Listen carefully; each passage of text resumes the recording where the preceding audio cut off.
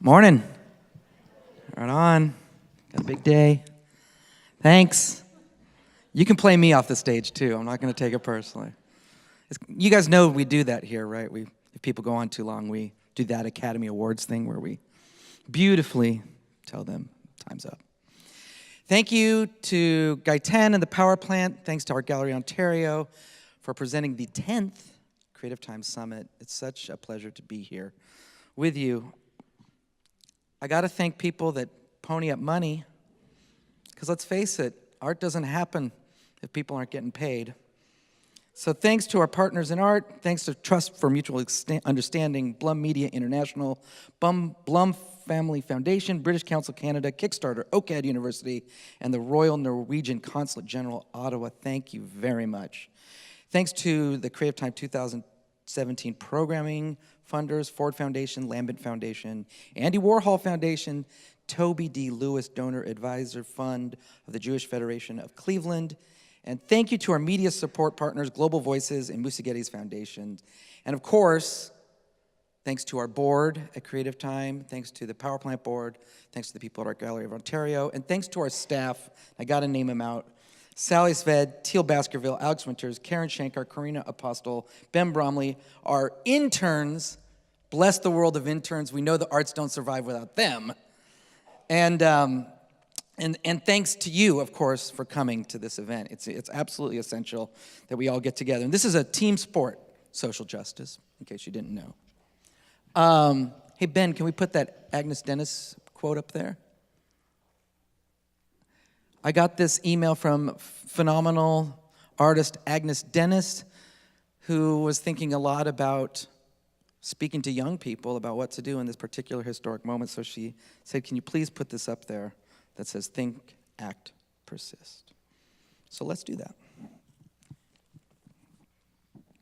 The Creative Time Summit, for those of you that do not know, is an opportunity for artists from around the world, activists, academics, thinkers, troublemakers, do-gooders, to gather at the intersection of art and politics. And one of the methodologies that's useful to understand is that we are very self-conscious about power in all its iterations as a form that we try to manipulate within the construct of this program. And I mean that in so much as there are some artists that we would say are quite famous and use their, we hope, those with power, use their power for the assistance and mobilization and agency of those without. Simultaneously, we're invested in producing a platform for those who are from around the world who do not have as much social power, but are in fact more important voices to speak truth to power. And it is in that this, we hope, is different from perhaps some iterations of the art world where it's basically only those with power talking to people with power. I suspect that is the dream of democracy, and we hope that that is something that we iterate in our aesthetic and political practices. I also want to give a shout out. We are shooting this out to live stream. Over 24 people are out there, including Sao Paulo, Hong Kong, Mumbai, Philadelphia, even in my house.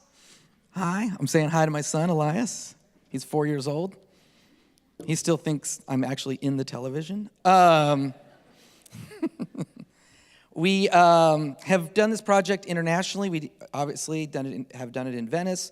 We did it in Stockholm. We are excited. We actually did it outside of New York last year in Washington, D.C., pre-election. And I apologize to the world for what happened. It reminds me of a certain historic moment where Americans felt terrible to travel. We're back, and we all pretended we were Canadians, but we're easily outed.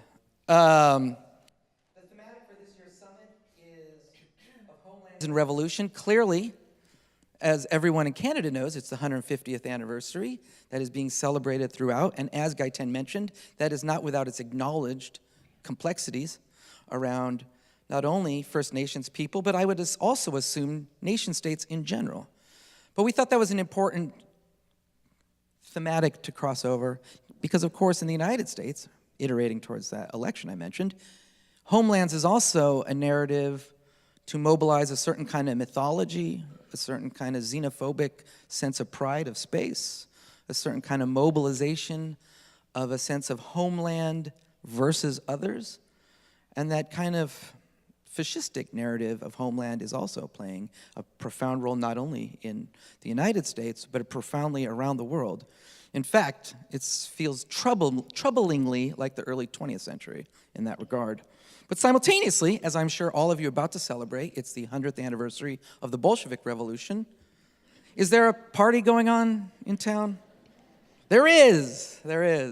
But that's important, and it's interesting to me because this is a gathering of art and social justice, and certainly the specter or the narrative of Marxism is an important moment to acknowledge, and not only that, but the historical revolutionary movements across the globe.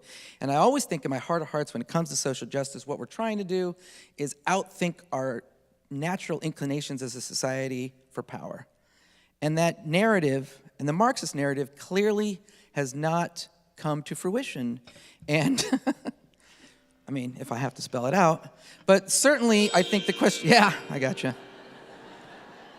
But what I would say is that there is a certain kind of, as opposed to nostalgia for the Bolshevik Revolution or the Marxist tradition, I think there is a real important consideration of what solidarity means today, intersectionally, around gender, around race, around class, around capitalism, around post-colonialism, decolonialism. We certainly have a lot of powers to confront, but we cannot do it alone. And how to reconcile that seems absolutely essential for all of us. And so on that note, I'm so excited for all of us to enjoy that journey together, not only today, but clearly tomorrow in the breakout sessions at Art Gallery Ontario. So thank you all for coming. Hold on to your seats. Here we go. Thank you.